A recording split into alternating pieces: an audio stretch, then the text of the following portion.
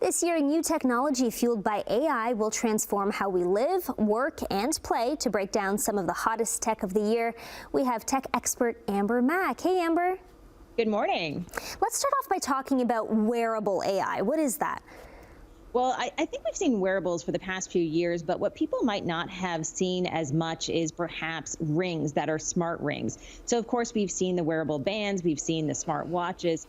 But what we're seeing in 2025 is more and more people are wearing smart rings so that they're able to measure things like their sleep, their activity, their stress or strain, all of these details through an app. So, for example, we have a wearable ring here from Samsung.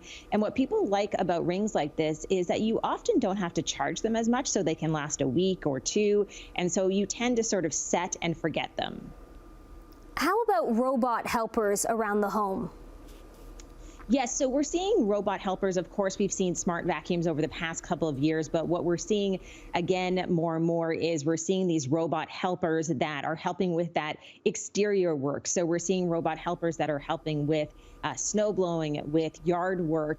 And so I think a lot of people will love this trend that we're seeing in 2025 because we know with these robot helpers, for example, this is one from Yarbo. What's cool about this is, yes, it can help you in terms of clearing the snow, but it can also help you with an attachment that you can use this similar robot in the summertime to actually mow your lawn. So I love this idea of these really versatile robots that you can use around the house and outside as well.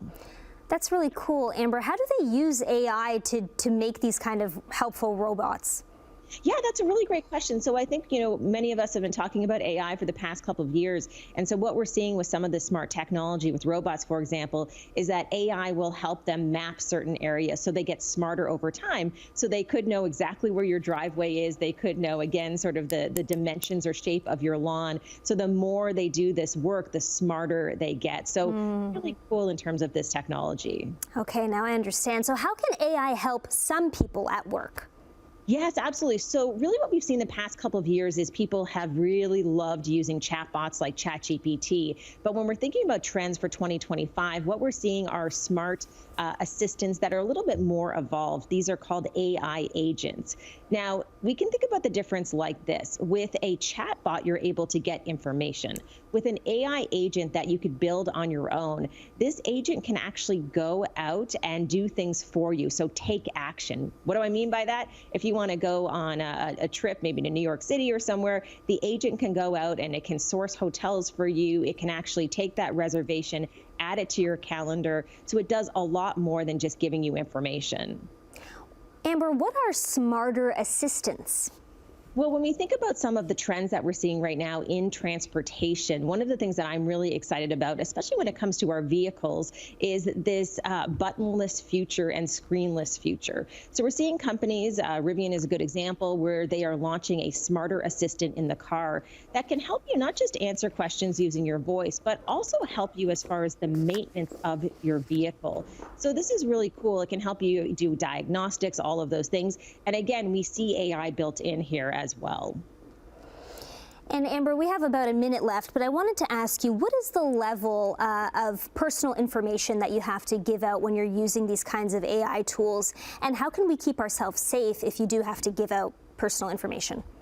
Well, that's a big concern when we think about artificial intelligence is when we're using all of these chatbots, you really want to make sure that you trust the companies that you are using. So, for example, we saw DeepSeek this week. Many people have heard of it. Many people are using the chatbot, but we don't know a lot about what's happening with their data and information. So I would say read the privacy policy, understand how they're collecting data, and just be a little bit careful before you start using some of these assistants. Absolutely. Well, thank you so much, Amber Mack, for filling us in on all the AI new tech that's coming out.